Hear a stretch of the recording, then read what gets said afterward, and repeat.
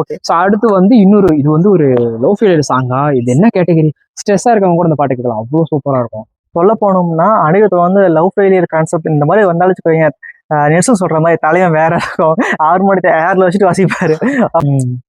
Name வந்து பார்த்தீங்கன்னா மறந்தது படம் வந்து சிம்பா, பரத் நடிச்சிருப்பாரு படம். பேரு பரத் நடிச்சிருப்பாரு. அந்த படத்துல வந்து மறந்ததேன்னு ஒரு சாங் இருக்கும். பிரேம்ஜி இருப்பாரு அந்த படத்துல. லிரிக்ஸ் தான் வந்து மறந்ததே நொடிகளும் பறந்ததே,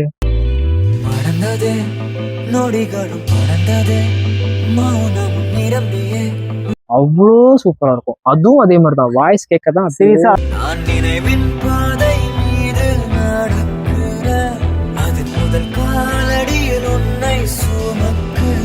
இருக்கும். நான்லாம் எத்தனை வாட்டி ஸ்டோரி போட்டிருப்பேன் தெரியுமா, போட்டுக்கிட்டே இருப்பேன். எனக்கு எப்பெல்லாம் தோணுதோ அந்த சாங்கை வந்து ஏதோ ஒரு ஸ்கையை எடுத்துட்டு அப்படியே நான் போட்டு விட்டுருவேன். இல்லை என் போட்டோ எடுத்து திருப்பி எடுத்துட்டு அப்படி எனக்கு நானே பில்டப் கொடுத்துருப்பேன் அந்த சாங் வச்சுக்கிட்டு. வந்து மறந்து சீரியஸா அந்த பாட்டு கேட்டு ஒரு பீச்லயோ இல்லை எங்கேயோ உட்காந்து கேட்கும்போது அவ்வளோ மைண்ட் ஃப்ரெஷ்ஷா இருக்கும். அதுவும் ஒரு நண்பன் போதும் என்று நீ கோரினாய், ஒரு நண்பன் போதும் என்று நீ கோரினாய், சாயப்பக்கம் வந்த ஒரு டிஜே அருணாச்சலமா, அதான்டா டிஜேடா டிஜே அருணாச்சலம்.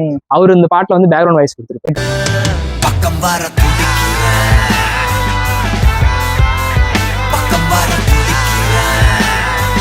பாருங்க அதே மாதிரி இதே படத்துல இன்னொரு பாட்டு ஒண்ணு இருக்கும், அது சிம்பு பாடியிருப்பாரு.